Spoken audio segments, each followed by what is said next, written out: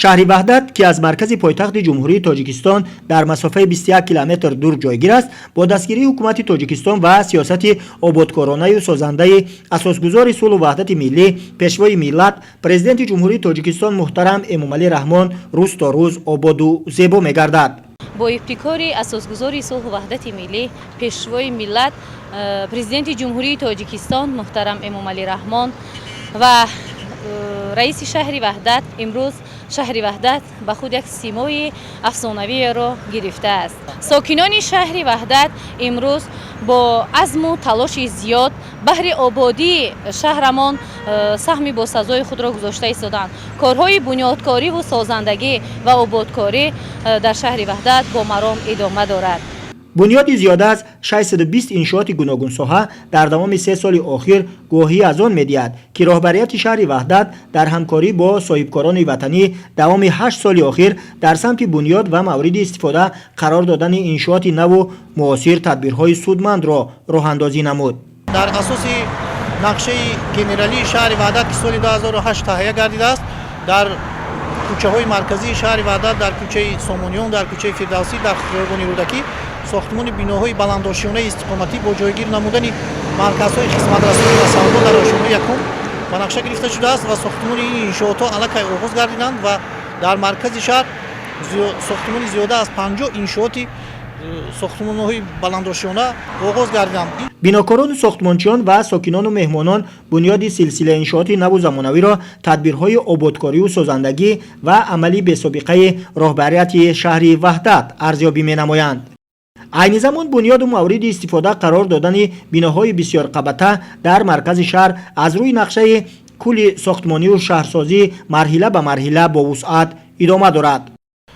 در برابر زیاد گردیدن تعداد ساختمان‌ها در شهر وحدت از طرف صاحبکاران کارخانه‌های خصوصی استحصالی ساخته و استفاده داده شدند که در ساختمان‌های شهر وحدت مسائل‌های ساختمانی خودی استفاده برده می‌شوند. از آن جمله کارخانه‌های استحصال بتون، استحصال در و تریزهای پلاستیکی، استحصال خشت پخته، استحصال گازبلوک‌ها برای دیوارهای ساختمانی و دیگر محصولات‌های خودی استفاده برده می‌شود.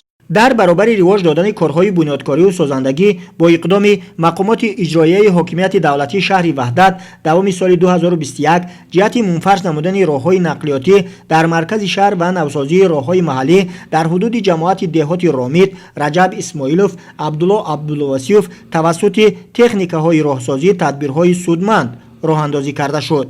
در 10 سال آخر استقلالیت در حدود جماعت دیوات رامید یک قطار کارهای آبادانی و سازندگی وسعت تازه یافته ایستادند. از آن جمله استراحتگاه‌های شخصی و خصوصی در حدود جماعت، 2 استراحتگاه با تشکیل کردن حوضهای ماهی پروری که امروز علاقه محصولات آنها به فروش برآورده ساخته به استفاده دادند. اینچنین مؤسسه‌های تعلیمی تعمیر و از نوسازی کرده شده.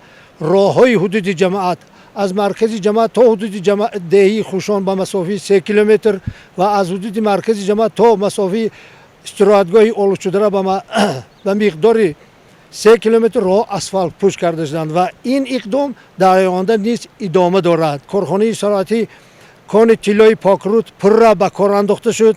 کان انگشت سیاه پر را امروز کار میکنند که قریب از حساب مردم محلی در این کارخانه زیاده از 200 نفر به جای کاری دائمی تامین می‌باشند. توجه همیشگی مقامات اجرایی حاکمیت دولتی شهر وحدت جهت باز هم آباد و زیبا نمودن جماعت دهات رامید که یکی از منطقه‌های سیاحی مملکت محسوب می‌یابد از رشد انفراستراکچور دهات دوام 8 سال اخیر ارزیابی می‌گردد.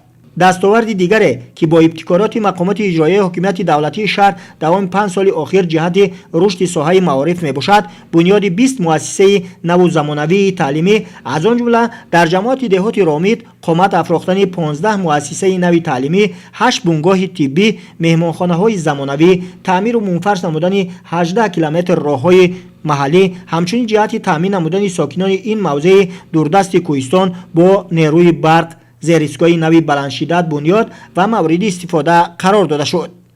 موضع رامید در برابر جایگاه مهمانان و سیاحان بودنش منطقه رشد ساحه ماهی پروری نیز می باشد. دستاورد ماهیپروران منطقه رامید در سال 2021 از رشد ساحه ماهیپروری و سهمگذاری کارمندان ساحه در تامین بازار استعمالی با محصولات اعلی صفت وطنی شهادت می‌دهد. در جمعیت دهاتی رامید یک بیمارخانه منطقوی دارای 25 کادر و یک مرکز سلامتی دهات و 9 بنگاه سلامتی در دههای دوردست جمعیت دهاتی رامید کار و فعالیت میکنند.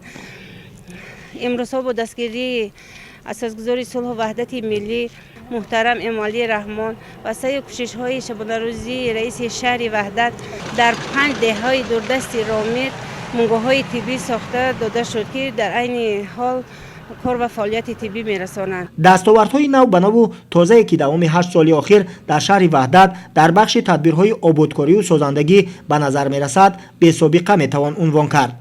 این همه تدبیرهای سازندگی گواهی از آن می‌دهد که ساکنان شهر وحدت سیاست پیشگرفته اساسگزار صلح و وحدت ملی پیشوای ملت پرزیدنت جمهوری تاجیکستان محترم امامعلی رحمان را همه‌جانبه دستگیری نموده در کارهای آبادانی و سازندگی و باز هم زیبا نمودن دیار خویش همه روزه سهمگذاری می‌نمایند.